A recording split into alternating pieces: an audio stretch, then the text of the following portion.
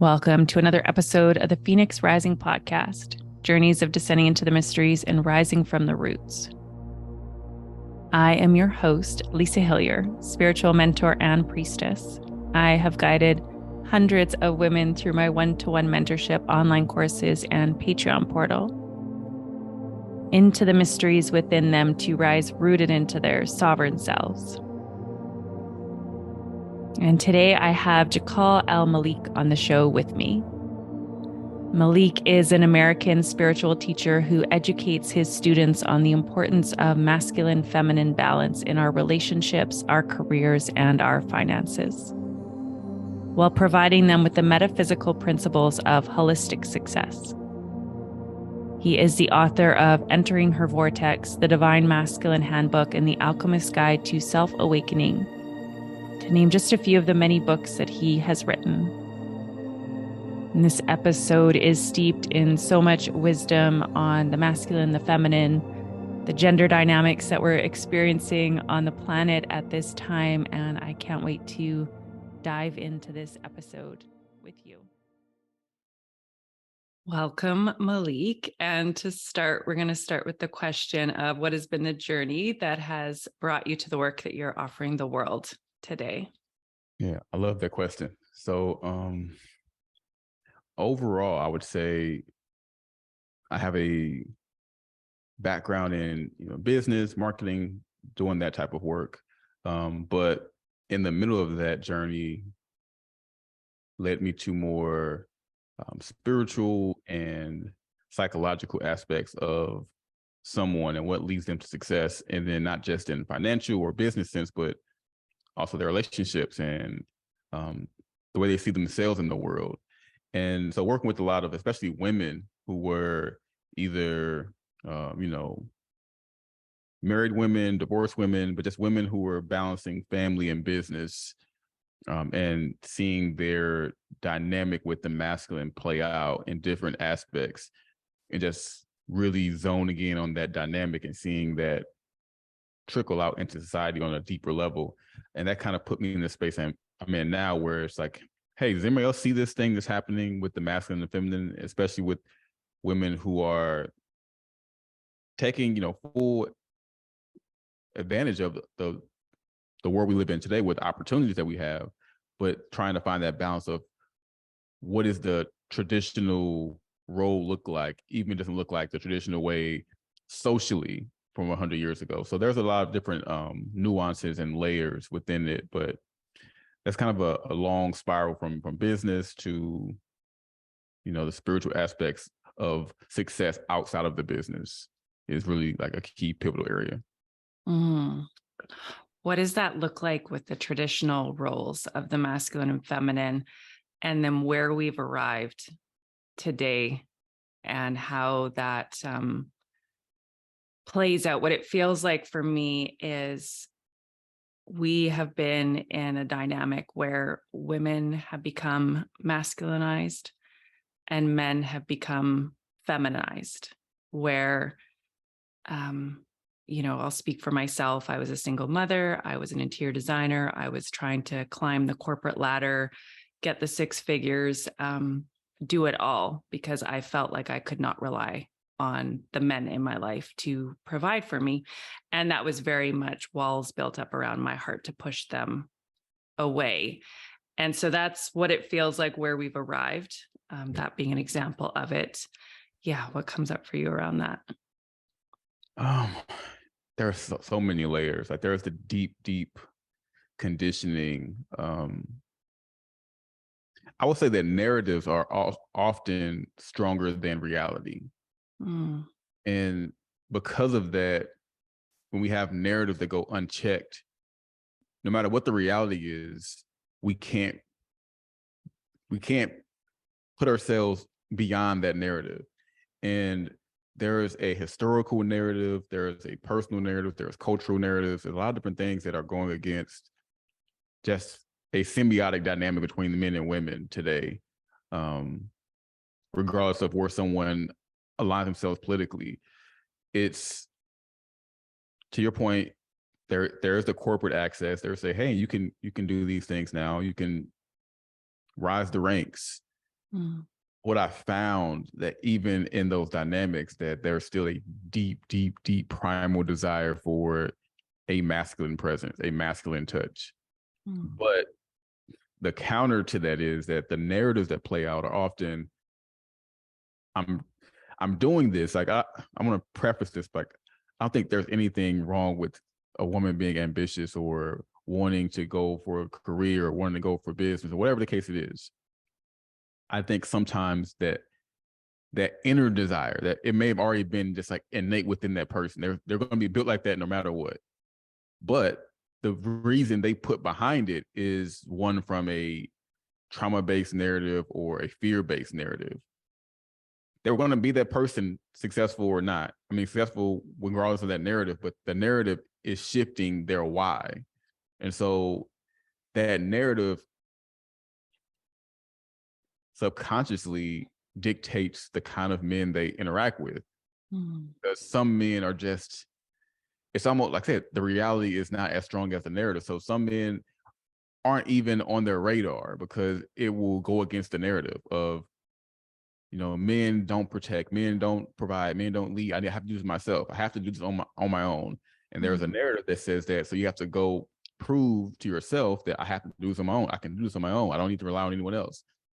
So when there are competent males around, or those people are kind of seen as colleagues or peers, they're not seen as, like, let me let my guard down a little bit. There's like, there's a kind of like I said, a masculine match happening in that space. So those men are kind of like duds. Mm. What happens is usually, and it's actually crazy how often this happens, is very, very high ranking women will go towards a man she sees as more feminine, not because she's not thinking, oh, he's more feminine, but it's like, oh, he balances me out. Like he's more free flowing, he's more easygoing. I need that in my life. Not thinking that I need to change something within me to make myself more, easygoing and free flowing. Let me find a partner that I think can balance me out. Nothing wrong with that inherently. The thing is, the tendency for men to be easygoing and free flowing doesn't typically lead to very high levels of success or very high levels of protection, provision, masculine energy, etc. So over time, that dynamic is going to erode, and it's not going to be beneficial for either person. And it's hard to get out of the situation because you're kind of, it's not codependency, but it's energy. It's still a masculine feminine dynamic. It's just in reverse. So it's tough to get out. And it also just justifies what that person sees. For a lot of those men, they probably had single mothers. They probably saw their mother doing everything. And so to them, they kind of admire that because they look at their mother and say, oh, my mother did this, so I want to do, this dynamic too. I don't want to oppress a woman and, be the leader. I want her to be able to do her own thing. So it's come from a lot of different places that kind of just distorts the dynamic. But again, it's narrative based. Yeah, I really strongly agree with that. Always having a desire for the masculine, even as a woman that tried to do it all on her own and led to burnout and all of that, there was always that deep yearning and desire. And I think it's what women are almost afraid of as well, in my experience, but long for it and yearn for it. And it's that process of opening our heart to actually receive it and descend deep into our feminine. So for you, has there been an agenda in society by, I'm going to call them darker forces, I don't know the words to use, but some sort of agenda to dismantle that beautiful dynamic of allowing a man to take the lead, to support, to provide, to protect, and the feminine to nourish, and all of that medicine and magic that comes from that unit? On the most extreme end, like on the darkest end of that pool, 100%, there is a very, very deliberate intention to dismantle the family unit. Most people, even if they are progressing that energy, they're not conscious of what they're doing. They're not trying to dismantle the family. They think they're trying to make things something better. They're trying to optimize it because it's based on their fears. So like, I fear this thing, so it can't be good. So we have to change it so I can feel good. Not thinking, again, narratives trumps reality. So they're not thinking I'm representing some dark force to dismantle the family unit. They're just thinking, hey, what if women had more control, or what if, whatever the case may be, like whatever that narrative is.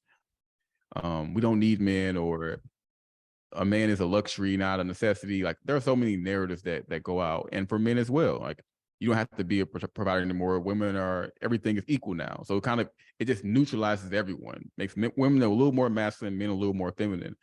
And I don't like to go down conspiracy, theory rabbit holes, but there's just what happens when you have a society of people who are completely separate from family. You just have, easy to control. It's divide and conquer at the primal level. This is like the first institution of humanity is family.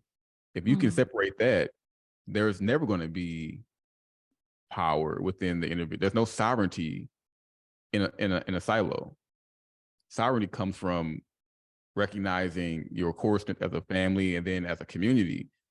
You can't be sovereign in a state where every man's for themselves.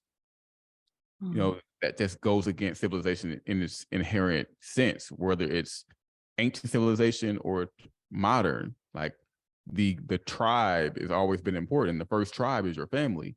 And so if I destroy that tribe, then everyone's on no man's land. So I can control anyone to do anything, it's just, and I don't think people think about it that deep. I think and I've seen people, and I can tell intentions when people say things. It's like some people really believe that by dismantling the family unit, they're going to create a better society, because how they view men in general is very negative. They have no positive viewpoints about men whatsoever. And I'm like, that's a very scary place to be, because your narrative is so strong, you don't see any positive in the opposite sex that's required to procreate. And it's very scary, but it's where we are. It's like an underbelly. I don't think most people are conscious of it. So I will say that narrative is true. And I try to get people to realize, like, if there was two extremes, which one do you think you'd be on? The one that's super, super pro family, or the one that's super against it? And it kind of makes them think a little bit sometimes, like, well, I'm pro family. And it's like a very, the dissonance that disconnects them from their ideas. I made a post on Instagram recently, maybe a few weeks ago, that talks about a woman who doesn't desire a masculine leader. It's an unnatural thing. And initially people were like, oh, I disagree. And I made a post like, well, if you had two options, one man who's very masculine, competent, he's leadership qualities, and another guy who's incompetent, no leadership qualities, which one are you picking? 100% said the leader, but it goes against the narrative. I don't want a leader. It's like, well, if you don't need a leader, why would you want one? It's not like that, it's like an interesting thing.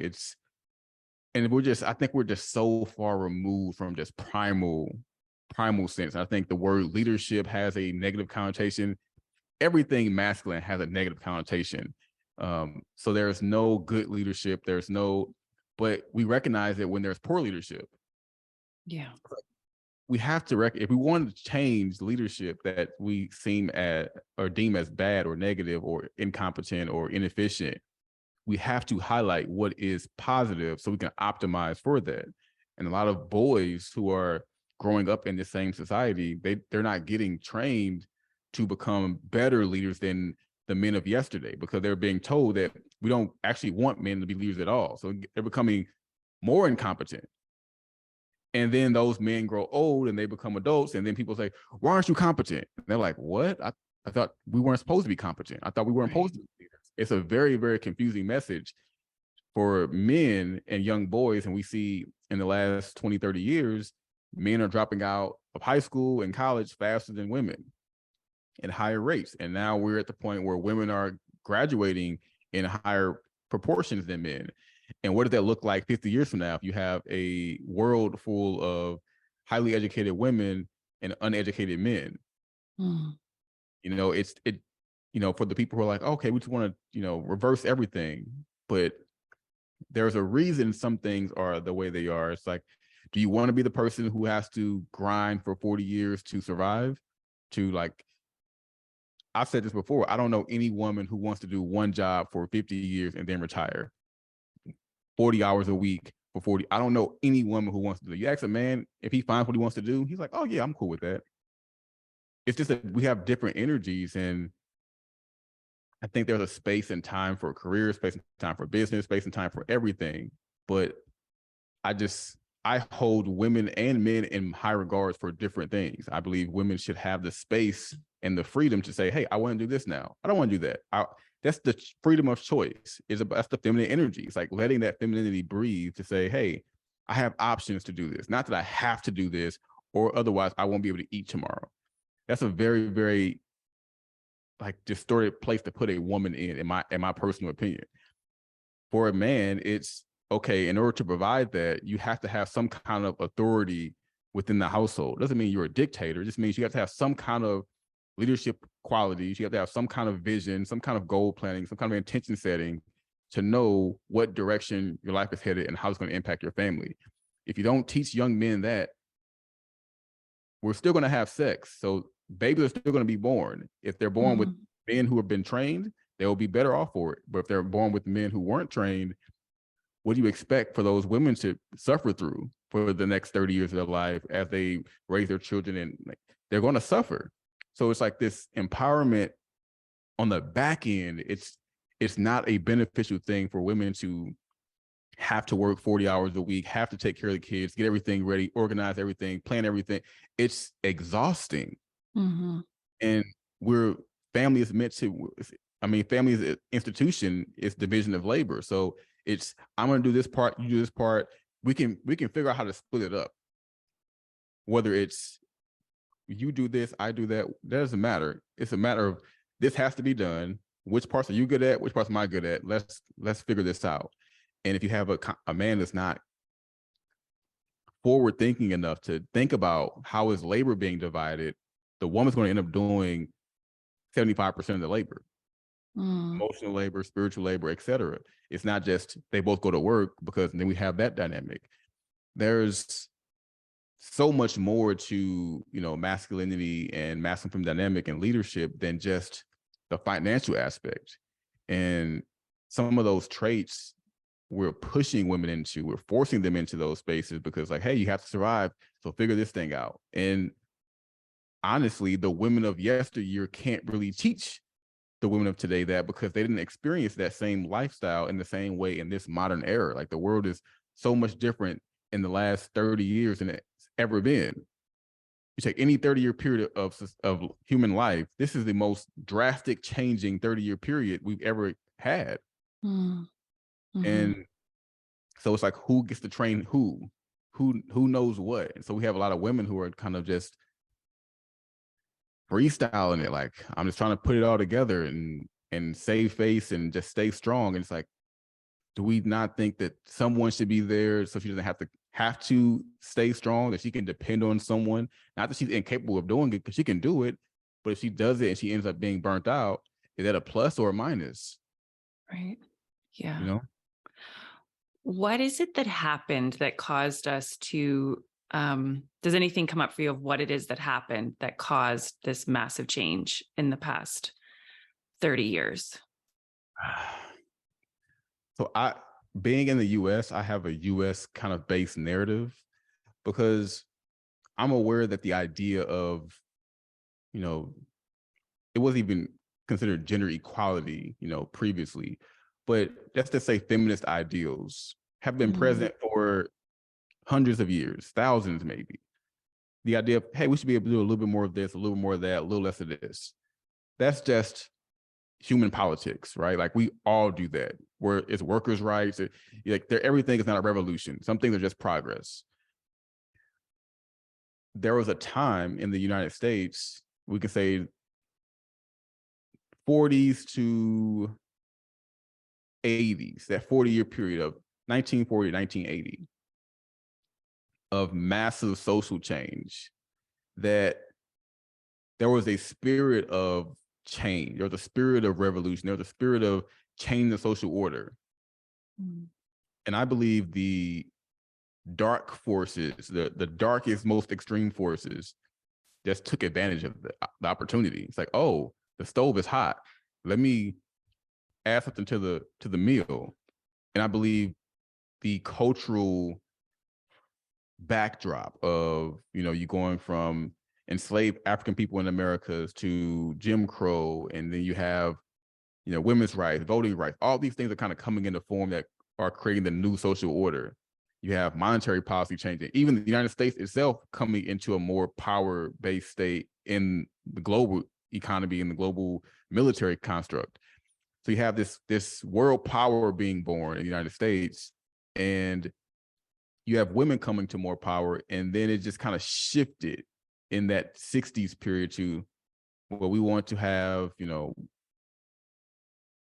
more sexual liberation, more like it. I would say that the number one thing would be traditionally separation from religious ideals. Not necessarily any particular religion, but it's known throughout history. If you look at any civilization that self-destructed, they start going away from their moral code that made them, form a collective group.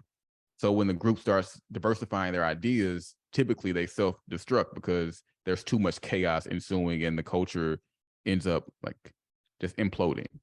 So you add that feminist ideals from the 60s, not necessarily the early 1900s or 1800s, but this new phenomenon that came on the back of this social change in America.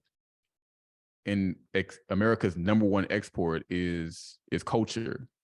It's not any product. It's we influence a lot of things just by the culture and the mass production of Hollywood and the media. We're very, very heavy on controlling narratives. And there are people who are ahead of people controlling narratives. So the narrative of, hey, we want to have a more sexually, exclusive society. We can do what we want. We have more contraception. We have Planned Parenthood. We have all these different aspects that kind of open up the sexual Pandora's box. And the thing about sex and why that's so crucial that I try to explain to people is that it's not about sex. It's about what sex represented. Sex was always a risk of pregnancy. But if anything else, it was just a risk of pregnancy. We didn't have condoms, we didn't have birth control, we had pills, shots, all these things we did not have. So it was a risk of pregnancy. And of course, there was shame around being a mother and not being married at some time ago. As that has shifted, it didn't shift really until we removed the fear of pregnancy. Once you remove that fear, you kind of open up, okay, now I can have sex with people that I wouldn't deem suitable partners. That's the door that opens up. Obviously, no one thinks that consciously, that we're like, no one planned on that happening. I don't believe so consciously. Maybe it's the forces behind it did, but I don't think anyone was like, okay, now I can have sex with people that I don't look at as good partners. But that's what happened, because now my guard is a little bit lower because I'm not filtering that process out. So of course you're going to have children who are born to parents who aren't necessarily prepared, especially when it comes to men who aren't trained to be X, Y, Z ways to provide for a family. So that's like a second order consequence, right? Like the consequence is like sexual discipline, what that means for yourself spiritually. But the second order consequence is, well, what about the men who aren't ready? What do those women have to suffer through? What do those men have to suffer through? What do the children have to suffer through? The community, society. And it takes a little bit of time for that to kind of actually play out. So in the first 5-10 years, you don't really notice anything. It's like, oh, we got kids, and we're making it, we're trying to make it work, and you have divorce becoming more normalized. So you have a lot of different things that are based on kind of uprooting tradition of men and women. And so as that is distorted, you have this like tailwind of second wave, third wave, fourth wave feminism that's pushing further and further and further on the dynamic. And I always tell people feminine energy is always going to be expanding. That's why you need masculine energy to kind of contain it, because it will keep going until you say, okay, that's as far as we should probably go with this idea. And no one has, really made that claim of this may be too far, because there is always going to be a further expansion. So it's not that the expansion is necessarily inherently bad. It's just it has gone unchecked, because we're just now really seeing the results of it 20, 30, 40 years later. That, and now I think there is a time of we need to reflect and say, okay, we have an increase of mothers reporting this. We have an increase of fathers not in the home. We have an increase of children who are going through this. Like, something isn't working here on a family level. And if we want to improve as a society, we have to look at the family structure and look at those data points and say, what can we improve? And I don't think, the government should say, hey, we're going to outlaw extramarital sex. No, I think it's a consciousness thing that humans have to, with new freedom comes new responsibility. So we have this freedom now, but now you have the right as a sovereign being to choose who's in your energy field, who's going to be around you, and what to look for. And it goes back to those traditional components of, wow, what, the things that we have gotten away from are the things we got to get back to, because those are the things that we're actually looking for.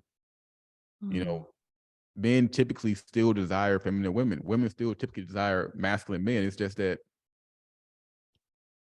in the middle, like, there's a time where we feel like we're ready to settle down, and a time where we want to just have fun, or just we want to date, want to go out, and those people don't align with the end mission. And I feel like we're a directionless society right now.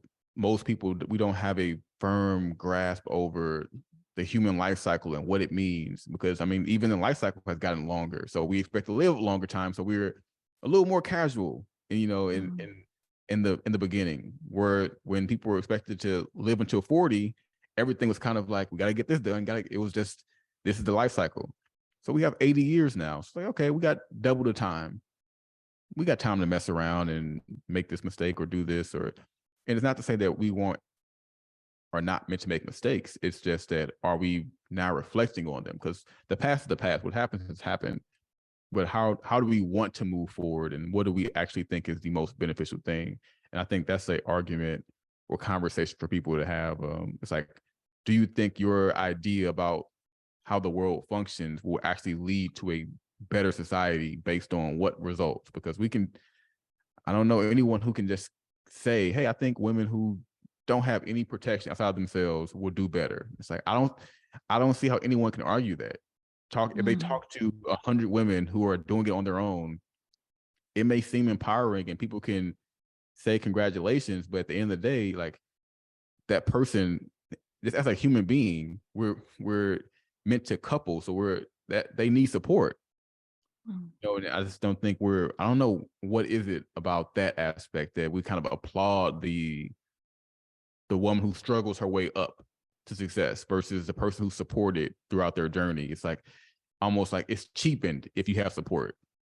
It's like, oh, but you didn't really work that hard for it. It's like, well, why do we want women to work the hardest they possibly can to get something?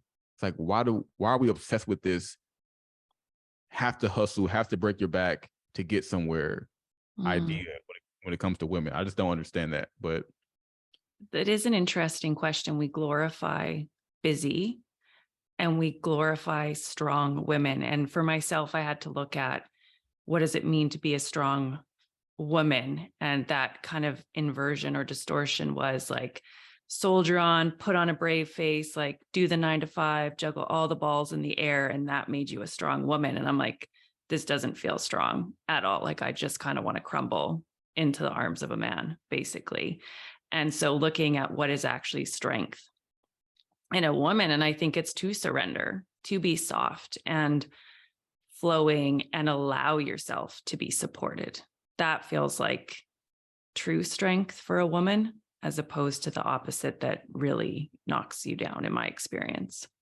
Yeah, it's like I said, house of cards, basically, and when you have the house of cards, you kind of, there's already the risk factor or subconscious fear that one day this whole thing will come tumbling down. Just one thing, I'm one thing away from this thing tumbling down. And that's the opposite of what the feminine look for, is stability and security. It's like, I want to have security. I want to be able to just move freely.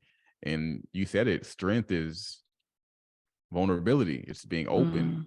I've said this, a bunch of times. It's one of my favorite quotes now. It's just, when you are vulnerable, you attract things, people, opportunities, places that allow you to be vulnerable.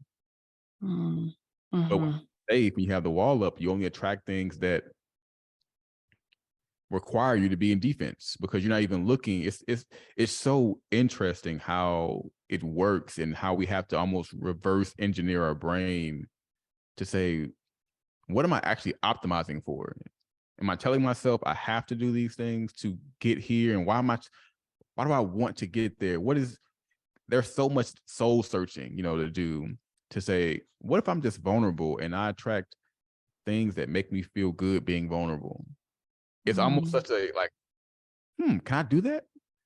Like, giving yourself permission to receive without all of the hustle and the struggle. And it's, yeah, that's just something I'm passionate about. I mean, watching my mother, watching her mother, watching family members, community members, friends, families, watching just society as a whole slowly begin to normalize just the burnt out mother. Like, being a burnt out mom is just like, it's no big deal. Yeah. Like, it's like a badge or rite of passage. You're not burnt out yet? Like, oh, you're not doing the mom thing right. It's like, what if we normalize that being like a horrendous thing, where the whole community would be like, oh, you're okay? How can we support you? What can we do to support you? This isn't normal. But when we glorify struggle, we don't even glorify support, because support looks like, oh, keep going. Keep doing things that burn you out. You're gonna get there one day. It's like, yeah, gonna get there and be burnt out. Yeah. And it's not, it doesn't, I haven't seen a situation where it's worth it to the person who gets to the quote unquote place where they're supposed to feel like they made it. They need to retreat for a while. They need to stop doing everything. They're spiritually bankrupt, emotionally exhausted, and it impacts the body as well. And somewhere along the way, the idea was put, maybe in women's mind and in my experience, that we shouldn't need support. Like, I have clients now, and this is something that I really had to lean in to say, like, I need a man. I'll say it to clients and they will literally cringe and be like, I don't need a man. I can do it on my own. And so that idea, even that we didn't need support from other women as like a community or a village or sisters, somewhere along the way, we got it embedded that we don't need support or we don't need a man. And so for you, what does that journey look like for women to start to allow themselves to open and receive that support? That's profound in a way that I haven't ever thought about it that way. When you said, from a man's side, all we see is, I don't need a man. But you said from your side, it's like, no, the first thing was, I don't need support at all. Then the man was just like another byproduct of that. But it's just like support in general. I can do it on my own. That makes a lot of sense. But that journey goes back to the simplicity of things. Is what do we all do here? We're children, we grow, we learn different things, we find, a purpose or passion, we find the things that light us up. We do that for a while, we raise children, we prepare them to do that same thing, and then we transition. And if we think about that simple life process that we all go through, it's like, what scenario is the healthiest way to do it? And just trying to get to a extremely logical place, because then the emotions will say, well, that's not possible for me, or, the narrative will stop popping up at that point. And like one of the biggest things I do with people is just mostly mindset work, mostly reframing ideas that are very, very deeply embedded within them that they don't even know is controlling their thoughts, actions, behaviors, and results. So first is like, this is what, because you have to establish a benchmark. Like, hey, this is pretty normal. Because to someone who grew up with a father who wasn't supportive, grew up with, they had partners who weren't supportive, telling them that, oh, men are masculine, they're leaders, they're providers, they're protectors. That's not their normal. It's not even on their benchmark. That's actually not even realistic to them. So it's so far from reality. You have to establish that as the center point. Say, hey, okay, there are men who do these things. You know that, right? Like, they exist. And then the next question is like, where? Right? But let's just get open to the idea they exist, and like reframing that takes, depending on, the level of trauma or negative experiences with men or cultural influences or whatever. That's the idea that's available can take some time. But if you recognize that's available, it's like, now the next question is like, is that the most natural thing? And it's like going into, do you think it's most natural for you to have to do everything and be burnt out? Or do you feel like, what do you think it would feel like if you just had support, and very good support, and you could just flow into what you're meant to do? If you're meant to just find yourself in your own process without having to rush, without having to hustle, without having to grind yourself down, having time to relax, having time to rest, having time to do all these things, what would that feel like? Which one feels better, the hustle one or the one where you have, it's like, And we can acknowledge that what is most natural is what feels good. If we weren't meant to feel bad, it wouldn't feel bad if it was meant to feel that way. It would just feel normal. And so that deep resonance with, wow, I can actually have this support. And if you ask a man that question, it would feel the opposite. Like, do you imagine yourself, the woman is taking care of you? It's like, it's like there's a feeling in your stomach. You're like, what? Like, what do you mean? Like, you say, you should ask anyone. It's like, hey, you want to take care of your wife? And it's like, yes, that's what I want to be able to do. And then for men, it's like, is that possible? What can I do? I don't see myself as worthy or having enough value or being able to have the skill set. There's limiting beliefs on both sides, that affect men, affect women differently. So getting to that space for women is like, okay, this is available. This is actually natural. Now it's like, what separated me from that truth? So I can find the source. I always tell people that the reason it's hard to heal some things is because to heal it, you have to have a logical and emotional kind of response that counteract. The problem is, most of the time that when we first programmed it, we didn't program with the same language we use today. So if you were 5, you might have just said, dad is bad, or I don't feel good. You said something that was very, very childlike. And to get back to that primitive, you have to realize that code that you programmed yourself with that got covered up in all the complicated things, because the real part is that inner child that doesn't want to be exposed, that feels bad about X, Y, Z.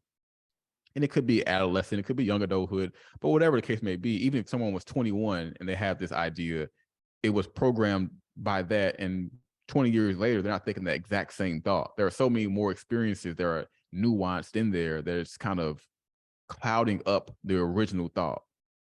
Something happened to you today and you got angry over it. In 20 minutes, you can kind of recall what happened, right? But if something happened when you were 5 and didn't have the language to really explain what happened and how you felt and why you felt that way, and you start defending yourself against that thing, and by the time you know it, that person is 25, 35. There's so many things in between the thought and reality. So trying to source back, this is normal, this is natural. What was the normal you grew up with? What was your natural? How did they make you feel? And getting to like primal feelings, primal energies, trying to really resurface that happening, to say, wow, when I was 7, I just watched my mom have to do this and do this. It's like, the fact that you can recall that, right? Because you had a 7-year-old, they wouldn't explain it that way. But the fact you can recall that means it's down there somewhere. You're getting closer to that truth. Mm-hmm. And of course, there's other, other things, your spiritual life, your daily practices, meditation, prayer, those things help as well, keeping you grounded enough to be the constant in your life so you can notice the variables. Because when we're not in our own constant, the things that change often change us as well. So, and if you're in a hustle state, or in a marriage that is, chaotic, it's very hard for this to kind of process as well, because you have to really, really hit the emergency brake to pause, because you're so used to moving and not resting and not pausing to reflect. And that's what it comes down to in a simple answer is like reflect. But those things help of noticing what's natural, noticing the original thing that moved you from that natural state, and et cetera. How much time it takes just depends on whether you have support doing it, the level of trauma, the level of, influences that played a part in it. And for a lot of younger women, it's more cultural influences. Typically, the more life experience you have, the more those experiences start compiling up, and the evidence starts piling up for what you believe. And those beliefs will outweigh what's natural for you. And, it's tough work, framing the mind and the spirit, just even how we behave, our habits, our vocabulary, the things we use to describe ourselves can shift tremendously with these negative experiences. Like, I don't need a man can go to I hate men. It's not a small, that gap there isn't very wide. So it can turn very quickly. And then you do have men who are, oppressive in nature, or abrasive in nature, or abusive in nature, or so when you attract that kind of energy, or you find someone in that space, it's just more evidence for you. It's like, oh, see, look, there's an abuser. Yeah. It's like, and I try to explain this one as well to women. And I think this one is a difficult one in a political discussion. But when it's a human discussion, removing politics, it's like, the reason certain crimes are against the law is because men don't agree with them. It's like, if men agreed that domestic violence should not be a crime, there would be no men charging men for domestic violence, because men have to naturally enforce the law. Primarily, the enforcers of law are men, just because of physical attributes historically. And so that still kind of plays its part out today. There are women who are police officers and military, but predominantly those things are not reserved, but energetically they're reserved for masculine presence. Because if everyone breaks the law and only women were enforcers, if the man broke the law, he could physically, overpower the woman. Whereas a man breaks the law, another man shows up, or 3 men show up, he's going to jail. So it's like that part of it goes into hey, think about how much men are not women's enemy. And I don't think women are men's enemy. I think it's just we're programmed to believe that this other party doesn't have my best interest at heart. It's like, when the contrary is true. Right. I don't think women are out to, manipulate and deceive men. In fact, you see a lot of women who will stay in dysfunctional situations because they actually want it to work. They actually want it to turn around. And so we just can look at the ways we support each other and the way we are attempting to, even if it's not the most beneficial. It's like, okay, we can improve upon our intention at least, but we have to know our true intentions. And our intention is energetic, it's primal, it's the simplicity of life. And these complicated things that have come up in the last 20, 30, 40 years, we can overcome that. But we can't overcome it if we don't acknowledge what's happening because of it. It's like, hey, let's just wipe the slate clean and say, hey, let's get back to basics. We're all human, we make mistakes. No one's perfect. So how can we improve moving forward? Men, women, moving forward with the family. Yeah. What I received, well, I received a lot from what you spoke to with all of that, but that like slowing down to reflect on the traumas that we've experienced. And it's interesting that our society is so programmed to not slow down. It's that hustle, that go, go, go. But to slow down and reflect and look at our experience with our father, with our ex-lovers, any traumas that have come up, we can start to actually feel what it might have never been felt when we were a child and those experiences happen, like that healing the father wound. My dad had an affair on my mother. There's a lot of trauma that's held around that. How can I process that and be with that? But that takes a lot of self-awareness, a lot of self-responsibility, and a lot of slowing down. And you've spoken to the training of the masculine. And I think of like my father, my daughter's dad, like what did he not receive to stand in that full leadership as a man, to like trust himself and to show up in a really powerful way.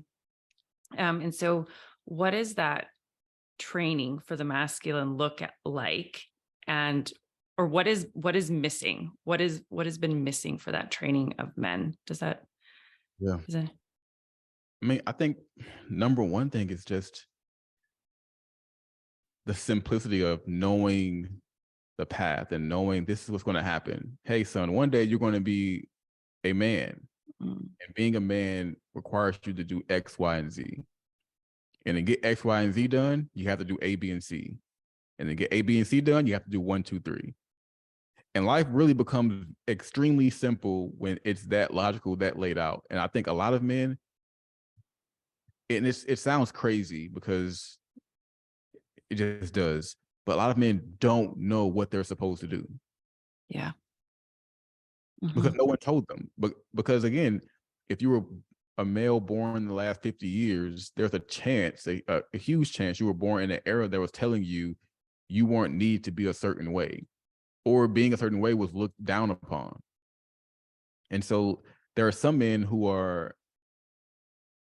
thrusted into leadership who may have had the natural charismatic, energy for it. There are some men who just had an innate desire to succeed, but then those are still outliers as far as personality traits go. Whereas before, the everyday common man respected fatherhood and being a husband. So it's like we have to not lower the bar, but like it can't just be about hyper successful men being able to do. It's like, no, this is a thing that's for all men to understand. This is the path. And to the point of it won't be like it was before because the world has changed. We can never put the genie back in the bottle.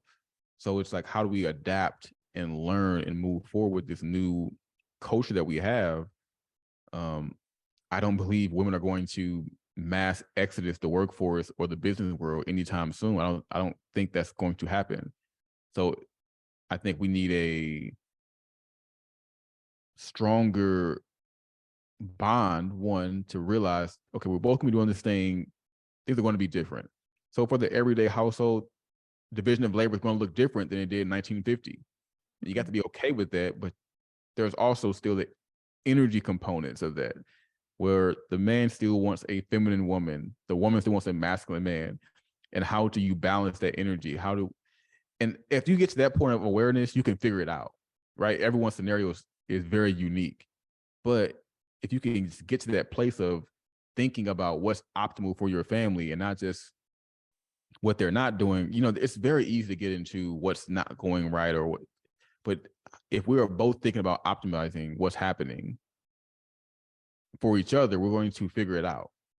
And I just think we're at that place where men have, like, especially the younger men are kind of completely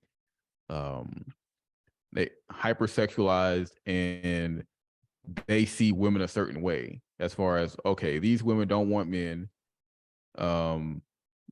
they're for the sexual liberation too, so we can just do what we want, and I don't have, it's complete lawlessness and chaos. for a lot of younger men, because they haven't received, hey, this is what it means to be a husband. And a lot of it comes from religion that gives men that kind of tradition. And when you lose religion, you kind of lose that rite of passage. Not saying that religion is the absolute qualifier, because that things still become distorted within religion. You can still have men who are very religious who don't practice, what they preach. So it all comes down to character, and you need character development. You need these things in school systems. You need things that are going to prepare young boys for adolescence. You need something to prepare young adolescents for young adulthood, something to prepare young adulthoods for adulthood. And there's a video out that was comparing like it was like a gym class or something like that for boys in like 1930s. It's kind of like very, very military based. It was like comparing it today, and how PE is kind of just looked at as a joke basically in the school system today, and just how certain masculine traits, and we can talk about the things that are going on with gender polarity and how everything, it's just, there's a lot going on that is working against men. I just don't think people consider that. I think they just consider that all men are out here to be evil. And it's like, if you bring in a lion and it's not domesticated, it's going to attack. Yeah. It's going to be law. It's going to be law. It's going to be reckless because it hasn't been trained. And it's like, you want anyone who hires someone for a company expects them to be trained for the job. You wouldn't just say, hey, here's the job, go ahead and go do it.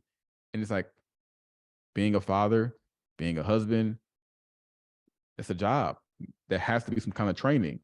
And, you want that to be from the father, but you also, I would think, you don't have to, but I would think it's in the best interest of the state to subsidize a little bit of that. Of like, how are young men being trained? How are young men being developed? Just basic character development things, because women are kind of socially adaptable to like the conditions. So if they're in a condition that says, hey, go hustle, hustle, hustle, hustle, go, go, go, go, go, go, no, don't stop, go, keep going, you can do it. They're going to do that. And then if you're telling men at the same time to kind of like, don't be masculine, you're going to have people in their reverse polarity. And I think if you have men who are being developed, and it's happening now, there are men who are being trained. Obviously, there are women who are being trained. And that's what childhood development is about. It's like the parents training the children, the teachers training the children. You're supposed to have this community of people who are meant to train the next generation so that we function. And it's just, I think we're so far from the idea that we're here to train the next generation so that we can be better in the future. We can keep passing the baton. Like, life is not about our individual journey. Like, it is to a certain degree, but it's more about where you pass the baton and where you picked it up. Picked it up here, how far along did you pass it? Or did you throw it backwards? And I don't even know we're going back. We're going some different direction right now. But we're going a little sideways at the minute with the baton. For men, because I primarily coach women, but I do get asked a lot by men and men that are in my life. And also I have nephews, and will be asked the question of like, where do they start? Like, even for my nephews, they're in Texas, they're in the States. They're not learning, in my experience, proper masculinity in school. There's weird stuff happening in schools right now around gender. And so we'll dive a little bit more into gender and what's going on there. But for the men that feel like lost, and the men that are like coming into, my nephew's 12, where's an entry point? Like, is there a book? Is it religion? Like, where can they start to get onto this path of knowing what to teach their sons? These said men might have grown up in a fatherless home, and so they were never taught that. Yeah. So I actually wrote a book this year. Originally, the book was called For the Boy Without a Father, and I changed the name to The Divine Masculine Handbook. And it kind of goes through a few different things. It starts with just the definition of like what's masculine energy. Talks about discipline, time management, character, morals, values, education, finding your purpose, spiritual development, sexual awareness, the dominance hierarchy, goal setting, competence, confidence, contribution, leadership, the pursuit of power, family, faith, finances, and legacy. And so it kind of goes down a few things that are just, I think for men, it's just exposure, like hierarchy is hierarchy. And I think the more we remove hierarchy for men, it just, testosterone is boosted when you have competition for men. When you remove that win, a lot of men feel like they can't win in life. There is no winning for them. They feel like life is a dead end and they're just on a treadmill of being used. And men are told that power is bad, wealth is bad, anything to do, status is bad. And like, what can they do? And to the point of, I think most men are good intended individuals, good at heart. So if you have only the bad actors, so to speak, pursuing the things that are traditionally masculine, well, of course you're going to have more distortion in leadership because you told all the good actors to not pursue it. And the good actors are listening, not because they're just trying to not be responsible. They're actually listening because they're responding to what the woman is saying she wants. So there's a lot of good faith in the fact that even feminism has been allowed to thrive the way it has, because, well, women are saying they want this now, so let's change. It's even still in servitude to the woman. It's like, okay, foregoing what may be logical in the next 20, 30 years, it's just right now she's saying she wants this, let's change. And I think understand that dynamic is so important for men to just, hey, feminine energy is this way, masculine energy is this way. The female hormone cycle is this way, the male hormone cycle is this way. They're completely different. They're completely, we live in two different universes when it comes to energy and just being, state of being. And men thrive on repetition, routine. It's like everything that men do. And for any men who may be listening, like think about our livelihood. The things that we thrive in are very, very much metaphors for military action. It's such a weird thing. And some people will say these are just social conditionings, but you can go back in history. Like, this is the rite of passage for men has always been this way. There's some gatekeeper. You have to go prove you're worthy of going through this gate, wherever it is. And even the ritual of marriage is the same way. It's like, to become a man, you have to prove you're ready. And we've removed the rite of passage from that. And so now there are a lot of men who just aren't ready. But back to the point of military games, competition, success, business, it's all competition. Sports is nothing but a metaphor for conquest. And it's just that we have to reel things into a modern day, and also a non-distorted way, because you hear about colonization and all these things that have happened. It's like, well, guess what? Most men weren't the colonizers. They were the one who were following the orders. But we talk about the patriarchy or oppressive men. It's like, you're talking about world leaders. You're talking about 0.0001% of men. 99.999% of men are not responsible for those things. And it's just a distorted reality. But men have to just say, hey, it's okay to be powerful. It's okay to step into my masculinity. It's okay to draw from that power, because that's what allows you that's confidence. Like, the men who are the most confident typically have more masculine energy. Men who aren't confident, they can be very, very skilled, very, very talented. They can be very well spoken. They can have a lot of things going, but they're not confident because there's some kind of structure that may be lacking, or there's something that doesn't seem solid. And it's usually that suppression of masculine energy, and it usually happens at the bequest of a woman, whether it's mother initially, where the father wasn't there, so they are programmed to listen to the woman, and there's no father present, so they're overly conditioned to responding to women. They don't know how to respond to men, so they're like, okay, I'm gonna push this man off because I'm not listening to him. So they have a problem with authority, which is why a lot of males who don't grow up with fathers have problems with the law, because they are never taught how to respond to male authority or masculine authority.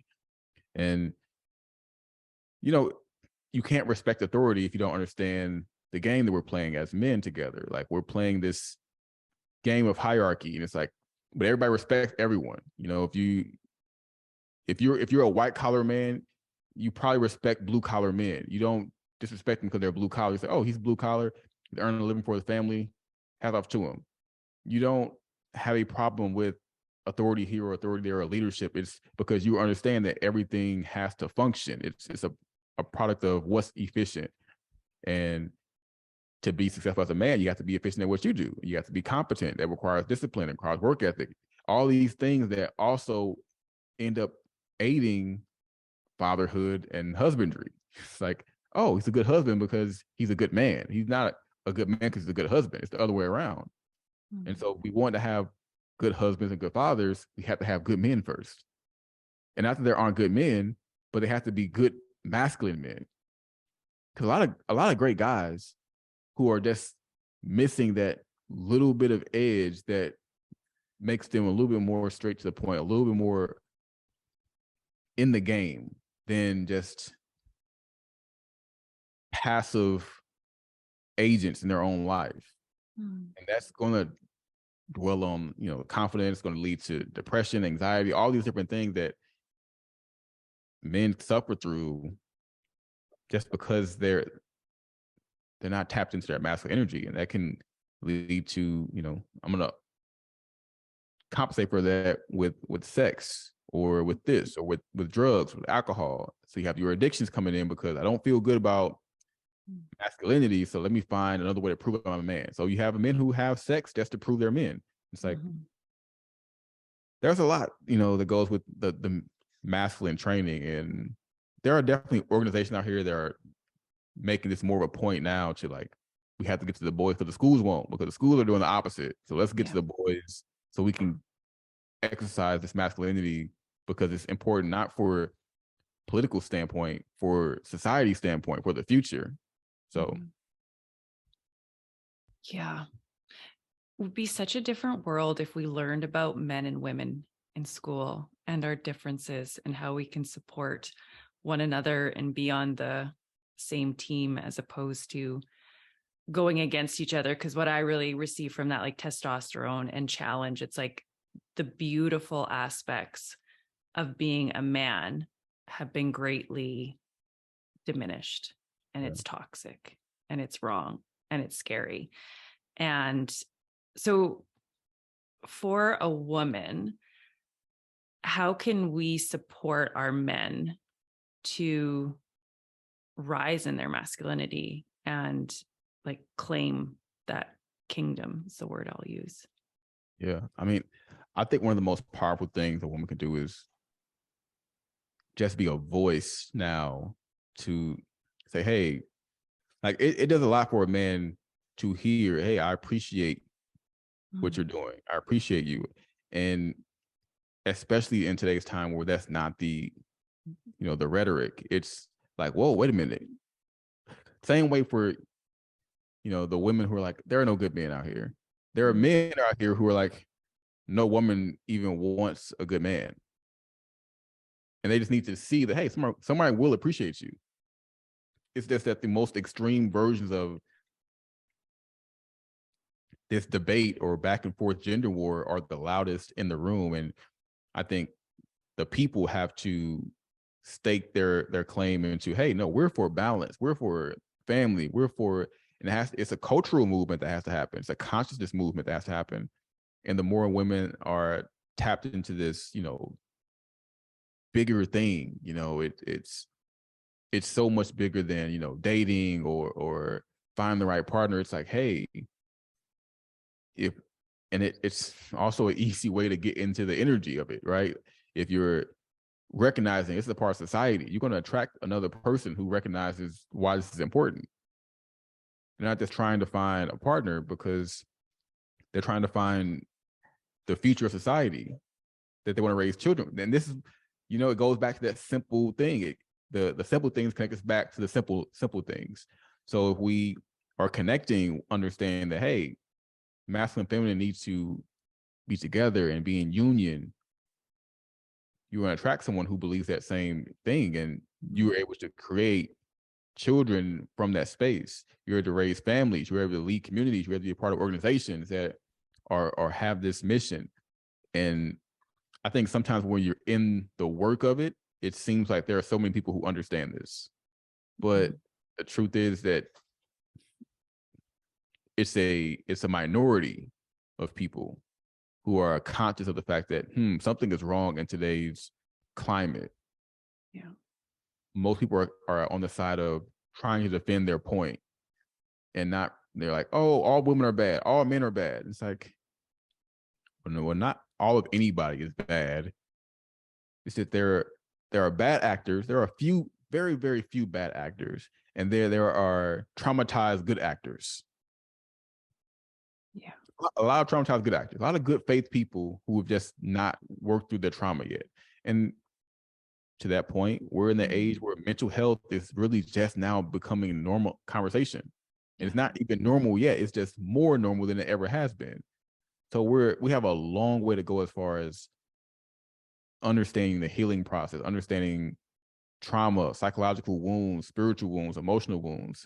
Like when we get to the spiritual side of things, we're even kind of more far removed than the mental health conversation. And I believe when spiritual health becomes a more normalized conversation, we'll be closer to how can we implement this into our daily lives. But mental health is a great start because it's saying, let me check on my mental, my self-talk, all these different aspects. So when women are champions for what I think women are the best at is like championing wholeness, where men, we thrive on competition and separateness. That's what masculine energy is. It becomes separate from everything else to identify itself, and it has to become solid within its own structure. Whereas women feel best when they're a part of something. Like, I don't know too many women who like, I want to live in a silo and never see anyone ever again and climb to the top by myself. It's like, it's not a natural thing. And men don't even want that either. It's just that it's easy to go to that extreme with a man when he's locked in on something, but his something, because his contribution involves other people just naturally. Women, there's a need for, like, there has to be some kind of belonging. And family is that like initial thing, but there's also purpose. There are so many different aspects. So when a woman is spiritually in tune, saying, hey, I'm healing from this, I'm for healing, I'm for healthy families, I'm for this, that becomes a cause, a purpose that you can live for and connect to, and that spawns into other things that come into life. But the opposite is also true. And that's why it's important to note, because no matter what, men will always fall into separation. Women will always fall into connection. So when a man is not in his masculine energy, his separateness will be lonely. It will be dark. It can lead to things that are not positive for his life. It can lead to crime. It can lead to addiction. So many different things fall short when a man's in darkness in his separateness. When he's in achieving, when he's in leadership, his separateness is more about his time to focus, time to restore himself. It's not cold and dark. It's just, oh, what was the word I was going to use? He separated himself from like the hierarchy. He's rising. So like his separateness is cream rising to the top kind of thing. So he becomes separate in that sense. But when you're separate in the dark sense, it's a different way. Same thing for women. Togetherness, healthy communities, healthy families, healthy spaces. But when it's in the dark version, you're still going to connect. You're going to connect to things that dark energy, dark forces, dark families, all these things that are, it's like, these things aren't healthy for me. Why am I in spaces constantly that are not healthy for me? My career is not healthy for me. This is not healthy for me. My friends aren't healthy for me. My husband isn't healthy. Like, how am I getting all these unhealthy spaces? Because women are attraction mechanisms. Everything comes to you, no matter what. Even when you're not trying, it's coming to you. Like, you have to go into hiding to try to remove yourself from things, because it just keeps coming in. Where men, we have to kind of like dig through the tunnel. It's like, okay, I got to carve my way out of here. So we operate differently, and we understand that how we operate, or the spirit in which we operate, the emotional health, the mental health in which we operate, dictates the health of what comes to us. For men, it's more like opportunities to what mine are you in? Are you in a gold mine, or are you in a mine full of fool's gold? You're going to be in the mine, and you're going to be separating yourself, but it's going to be which way you're going. You're going to up or down. Women's, what are you attracting? Healthy or unhealthy? And so when women can champion that, men can champion that, he's going to carve the space out for that to exist. He's already doing that. The man that you're like, this person is what I'm looking for. He's already carving that space out. It's just a matter of, can you call the energy in that really speaks to that on a different level than even beyond self? Like, hey, this is something I'm passionate about for humanity in general. Because there are so many women who are believing the opposite. So how can someone see you as different? It's like almost like an easy identifier if someone is really championing family, because that goes like it's like a mating symbol. Oh, this person values family. That's attractive. Yeah. Even if he doesn't want children, it's still like, oh, he's still from who values family. They value children. They don't look at children as these things that can be exploited or be used or be corrupted. Like, oh no, I value a child's innocence. And there are some women who don't value a child's innocence. And that it's a different conversation, right? But the children are being shown things and influenced by things that I couldn't imagine having access to at 5 years old. It really blows my mind that the things that people are purposely giving children, distorting their minds. It's like I said, the dark forces in that space are very evident. I don't know how we're here. Honestly, that part is beyond me. It's like, wow, like we cannot be this unconscious to what's happening. Like, why is this being normalized? But yeah, I think it's that, coming back to earlier on in the conversation, kind of going too far to one side. We've gone way too far into chaos, and no, I'm going to use the word control, but that like really supportive, like sort of truth and containment that the masculine offers. Like a hand on the back, like, oh no, don't go that way. Yeah, let's come back. Let's come back into what's the word I want to use? Like healthy society, thriving society, not chaotic society.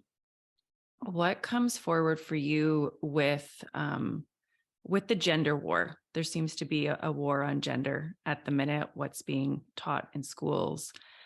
I don't even know where to begin with it.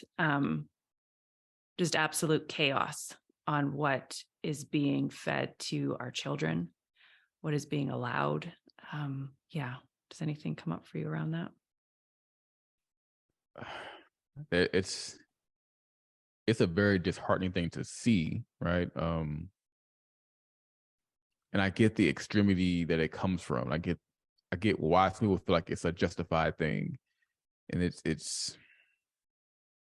there's so much nuance in it, because there's psychological health at play. There's mental health, there's emotional health, there's trauma.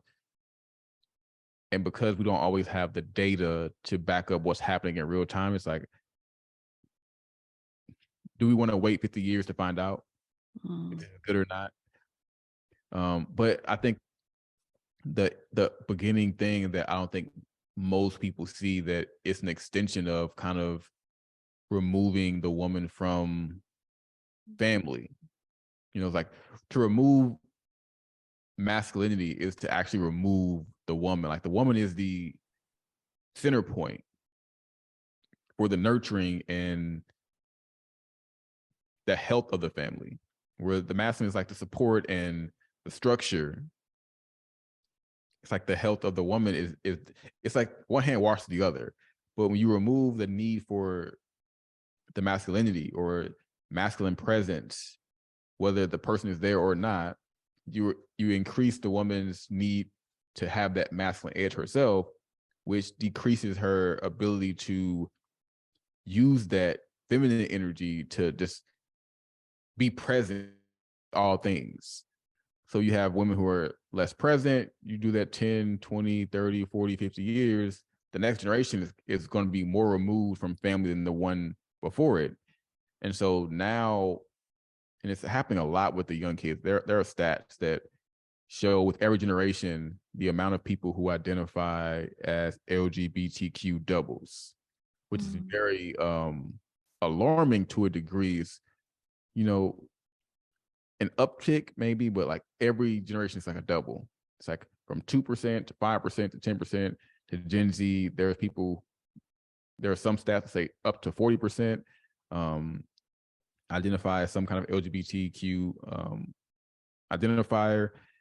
And it's like, well, how are these kids getting access to these things at a younger age? Because if it was 50% 100 years ago and still 50% now, I was like, oh, okay, well, this is just like a natural occurrence in humans. But for it to be increasing at a exponential rate means there's some kind of cultural influence at play.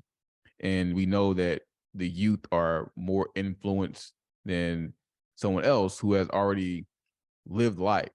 So they're being exposed to new ideas, new things that maybe sound good in theory. Maybe the person telling them is a good actor, but not really conscious of like, is this information that should be shared? Like, I wouldn't go to a kindergarten class and teach calculus. It's not appropriate. Not that it's wrong, it's inappropriate to teach a 5-year-old calculus unless they're a math whiz, which isn't, it's an anomaly.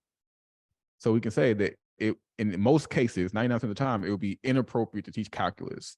If we can recognize that a math subject that has no moral standpoint, no cultural standpoint, it's just math, can be inappropriate for a 5-year-old, how can we not assess that something as polarizing as gender identity, sexuality can be inappropriate for a 5-year-old, for a 6-year-old, for a 7-year-old, for a 3-year-old? And like I said, it comes from you separate man and woman, and you have the child by themselves. And there's a strong, not only observation, but just the gut feeling of that's next. Like, the child is now separated. They can do whatever they want with the children, because no one, who's going to protect them?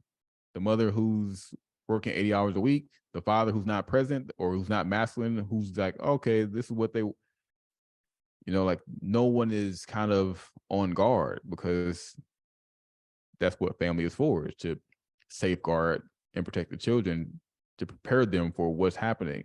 So we're almost putting untrained soldiers to battle. They're battling things that conversations that adults are having political debates on, psychologists are having debates on, and you're exposing these things to a 5-year-old, a 7-year-old, and we don't see why that's not appropriate. And I think people, and this is where I think the more extreme you go, the further you get, the closer you get to like the darker forces.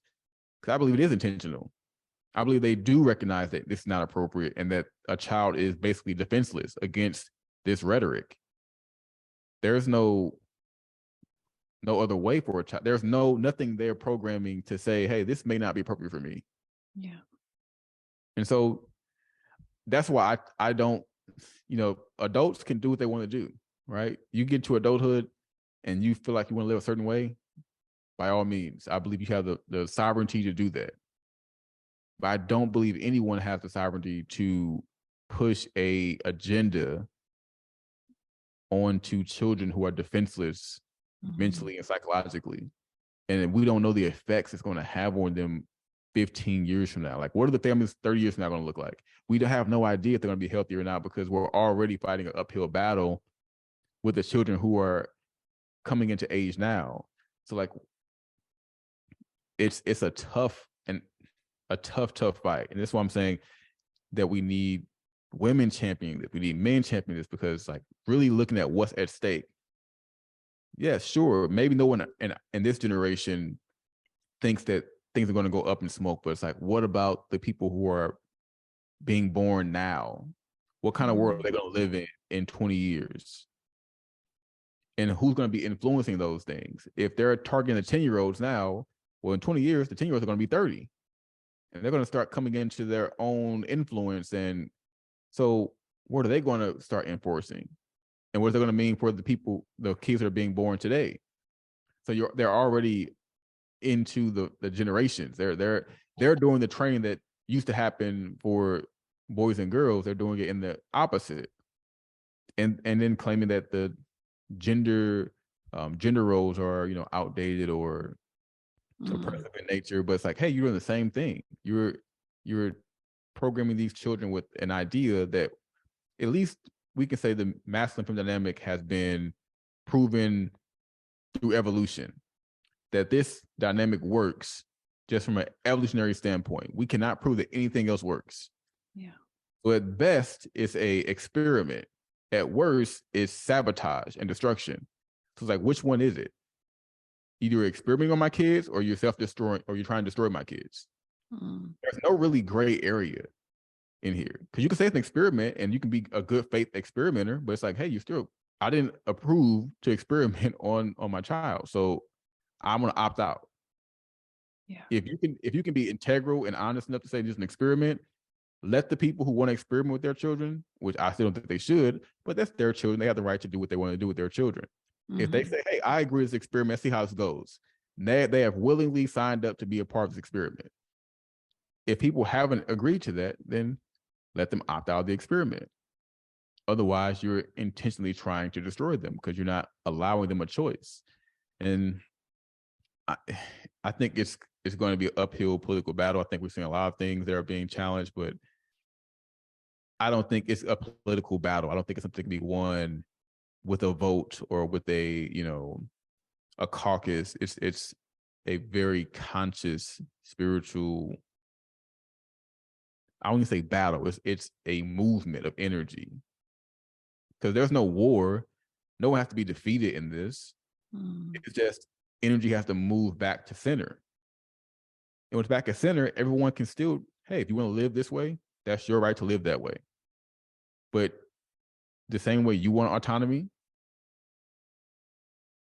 families do too. Yeah. They want their children to have autonomy in having a choice what they grow up into be. So let's give them a basic education so they can learn how to be competent men and women, right? Raise competent children, be competent parents.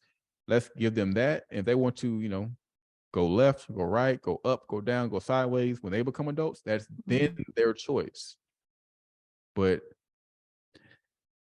I think we're far from that. But I think we're the more extreme things get, it's like rubber band. It has to pop back into place at some point. So I'm, fearful of like how extreme it can get.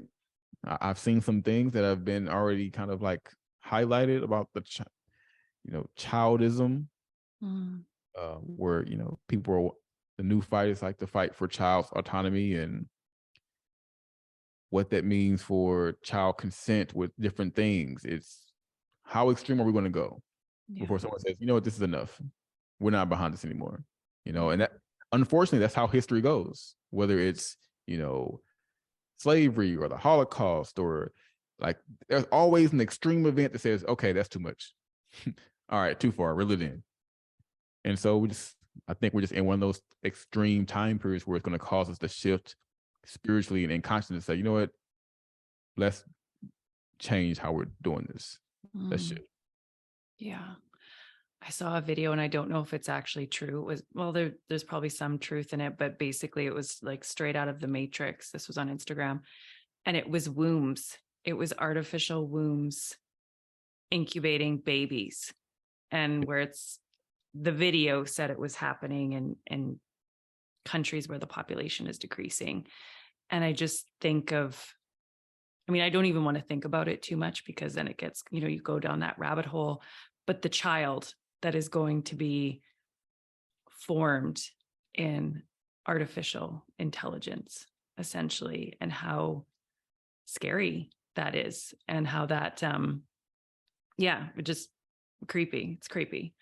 So how do I get asked this question because, the man that's in my life has a son, and he's in grade school, and it's like, how do we fight against it? How do we go against it? Like, do we pull our kids from school? Do we, does anything come up for you around that? In one essence, there's like two sides, obviously. There's the feminine approach and the masculine approach, and there's kind of some kind of synergy within both. Like on the feminine side is that it's more about movement and expansion into, there's no war, because what's right will survive. Like what's functional will thrive. It's like, it's nature. Like it just happens. Things that are dysfunctional tend to fall into chaos. So there's that ease that this whole truth is like, almost that ease makes me want to warn people, not for the sake of, like, I don't want to win an argument. I don't want to have some kind of, debate. It's like, no, it's like, if it's not functional and if you're operating in it, you won't survive when it collapses. Like that building isn't as sturdy as you think it is. Like, get out while you can. You can still be yourself, but just don't be in that building. You can be a career woman, but you don't have to burn yourself out, saying you don't need men. Like you can still be yourself. And it's kind of going against that childlike state. Like you're safe to be you. That castle you built with, rocks that aren't formed together, it wasn't built with a proper structure, it's not a safe space. That wall you built is actually going to fall. Like, get out while you can. And then there's the masculine side that says, hey, we have to use our voices. We have to be logical, basically. If we want to shift, it's like, I think some of these conversations are as simple as having conversations. Is just, there's not often space to have the conversation, because most of the times when it arises, it's already an issue. It's like, no one would ever think we need to have a conversation about exposing children to not having gender identity or having a different, like, no one would think that's a conversation, but now here it is. So now it's like, we have to figure out, how do we, push back against this? And it's just using our voices. And I think it's more speaking to, what is aligned, because I rarely speak to the opposite of like, this is this way, this is distorted. It's like, if you can see it distorted, it's distorted. But let's talk about what's aligned, because there's a happy medium between two extremes. So just speaking to what's aligned, speaking to aligned family, speaking to that masculine feminine dynamic, speaking to healthy families, healthy children, healthy partnership, healthy communities, and what that looks like. It's a fight that's already won, in my opinion. It's just being aware that, I don't know, it's almost just like, hey, just trying to let you know that this thing is coming down at some point. It's getting too extreme. The rubber band has to pop at some point. It's not an infinite rubber band. The rubber is going to break. It's going to meet the road. So for humanity's sake, it's like, hey, let's look at where we are right now. Let's look at what's been happening the last 40 years. Are we going to a more extreme version of what hasn't worked? Yeah. Like, this hasn't worked for us, and we're making that more extreme. What do we expect to happen? And those people are saying, they're seeing it hasn't worked. We're all on the same page. It's not working. That's the funny thing. Everyone's on the same page of this is not working. And on a primal level, everyone's on the same page of this is how ideally it would go. But we're so far removed from what is the way to get there that it creates more chaos and friction. So people who are pushing for these extreme things, who are the good faith actors, are really saying, well, maybe we went far enough. Maybe it'll work. We go a little bit further.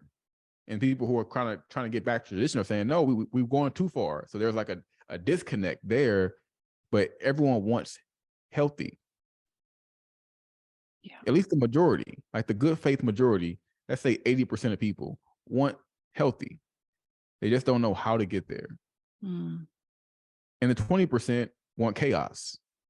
And that's the hard part, because 20%, they seem like everybody. It seems like everyone wants chaos. But most of us just want a healthy life. And if we can realize that it's more 80 than it is 20, we can just slowly push the 20 aside. So that, hey, you guys are doing your own thing over there. We're just for healthy. And that's where it's like, hey, I don't condemn anyone for being the way they are. If that's how you feel you are, hey, live your life that way. But also respect everyone's ability to live healthy lifestyles, that it's their lifestyle, and what's functional for humanity. And if we all champion this health, well-being, so much, it's a healing process. I said it's a spiritual movement more than a political one. The politics is just kind of what comes up because you see it. It's like, oh, wait a minute, this is kind of crazy. Like, what is going on here? But the healing process, the well-being process, the understanding you're a value, understand that you're safe to be you, it opens up so much. And, that's the space I think we're far from as humans, just to realize that. And the other stuff just kind of subsides, it just melts off. Like, oh, all that tension, all that friction just melts off. And at that point, we'll be able to see that, hey, we outnumber the bad actors. We can get rid of the bad actors. We can't get rid of all the good actors who are just in trauma, because we wouldn't have a society. And I think that's what the bad actors want us to think, that everyone is the problem. We're at war with everybody. It's like, no, we're not. We all want the same things. We just don't know how to communicate it because of those wounds that come from that childlike place. No one's communicating like a child and saying, hey, where do you feel bad? It's like, you stupid idiot. It's like, and it more defense mechanism pops up, because why would I communicate with you now? You just call me an idiot. You just call me stupid. You just call me this. You call me a freak. You call me oppressor. You call me, like, how is it going to work? We're missing the basic things that we have as humans, is communication. And how can we insult each other and expect to have a healthy conversation? Like, the irony speaks for itself. It's health, but it starts with self. It's like a self journey, and it extends outward. And I have faith that will, again, outlive the chaos, because the world has always been chaotic, and we've always kind of refreshed and reset when it got too extreme. And it's more like, hey, it's getting extreme. The rain is coming, so build your ark, and that's the family. Like, healthy families are going to thrive, and anything else is going to struggle, because, like, you gotta find, and family is not just blood. Family is community. Family is network. Family is people you are aligned with. It's like, that is the new era we're moving into. It's like, hey, we have to find who aligns with you. So there is no chaos. Not that we live in an echo chamber, or we never experience things that are outside of our norms, because that isn't necessarily healthy either. but it's just spiritually aligned. Like we can disagree on a bunch of different things, right? You may like chocolate milk, I might like strawberry. It's not the end of the world. We can debate over it. We can argue over sports teams. We can argue over this or that. But as long as we agree on health and wellness, then everything is fine. Yeah. Yeah. I think that was the beautiful aspect of the past couple of years, the pandemic, was that it brought so much to light, and so many more people are aware of these underworkings that are taking place to kind of, wipe out the good actors, so to speak, where this awareness and people speaking to it, I don't think anybody actually wants it, just like you said, or very few people actually want it. So bringing that awareness to what is actually going on is so powerful to, break free from it. Yeah. What has been your biggest lesson along the way?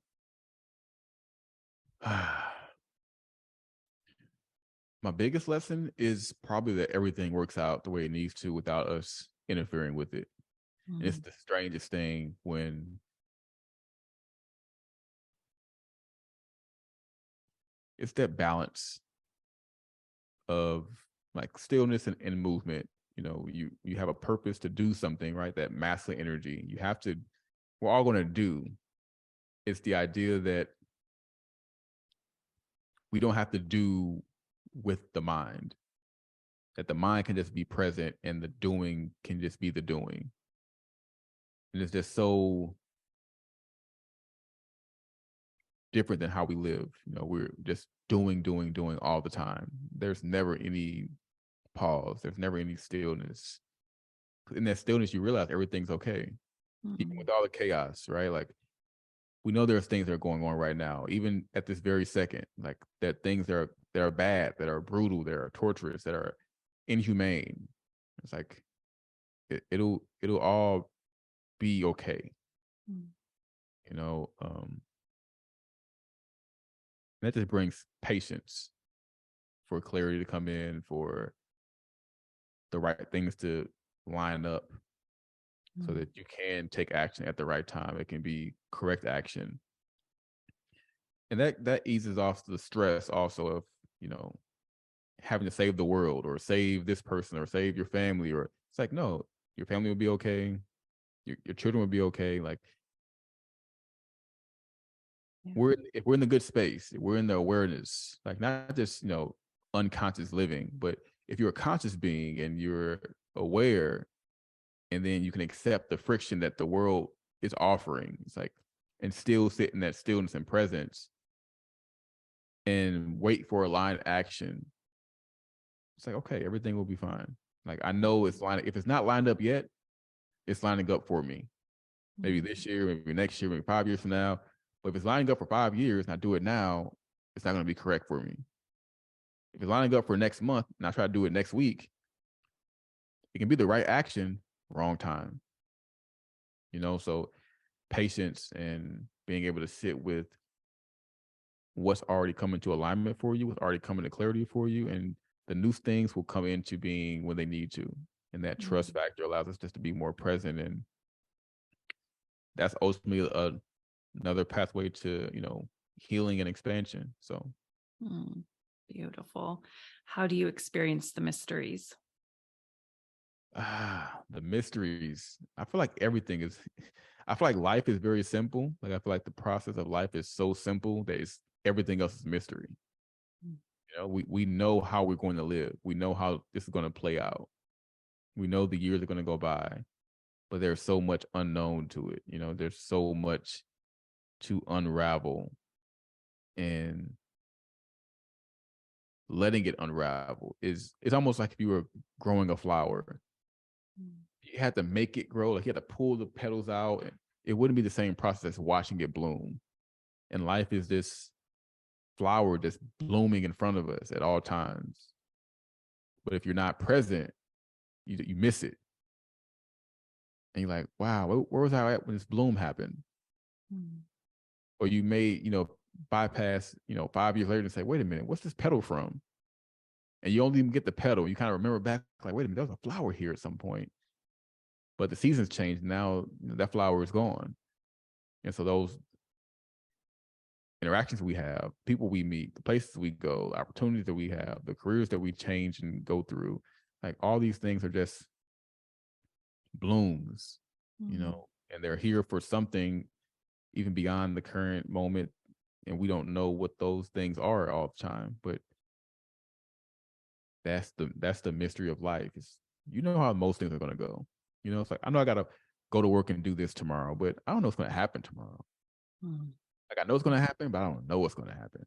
And that's the beauty. It's like there's a masculine presence of just knowing this, but there is a feminine component of just deep unknowingness, and requires surrender, because I don't know what's going to happen. I have to be open to that, because anything can happen tomorrow.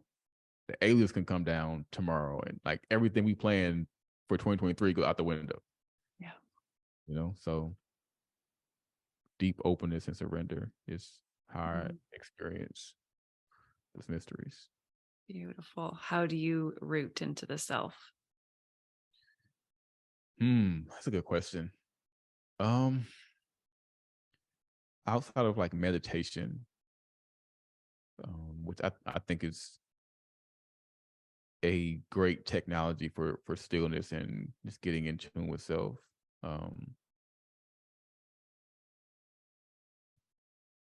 Mindfulness is very powerful as well, because sometimes we think stillness is only meditation or only doing a certain activity, but mindfulness and presence is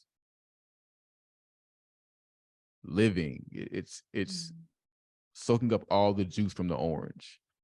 And a lot of times we have the juice and we just throw the orange away before we squeeze it, and we miss out on the seconds that are going by as if they're just useless. Like, we only get that second one time and we just miss it. And presence is the most powerful thing, I think, when it comes to grounding. And meditation helps, but doing that outside of that, doing that in life, doing that in work, doing that when you're washing dishes, when you're taking a shower, when you're whatever it is, like, can you just be present in that microsecond? That's so powerful. And you really feel like yourself when you're in that moment. And when we're out of that moment, we're kind of all over the place. Yeah. Presence is a big one. Beautiful. Is there anything else that you want to add before we close? Any offerings where people can find you? Anything that's on your heart? I mean, I'm available on YouTube, Instagram at J Malik Taught Me. This year or the coming year, I'm going to be much more active on YouTube. Just you feel aligned, check out my stuff, shoot me a message or whatever the case may be. But everything connects as it needs to. But I think this was a great conversation. You give me some insights as well. I think anyone listening can like kind of feel like where that connection needs to happen on a human level, and how the healing process is a huge part of all of this. It's not just, this group versus this group. It's like, it's not really that. It's healing. It's trauma responses. It's growing. It's expanding beyond those limitations. It's understanding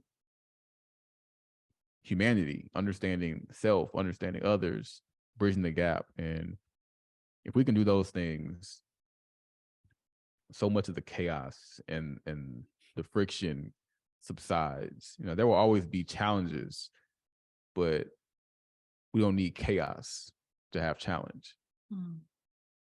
So, but thank you for having me. This was amazing. Yeah, this was amazing. Thank you so much for being on the show, and it'll be in the show notes where everybody can reach out and experience your magic. Thank you. Thank you so much for joining me for an episode of the Phoenix Rising podcast. Please like, share, download, subscribe if you enjoyed this episode, and I will See you next week for another episode on the Phoenix Rising podcast. Sending so much love.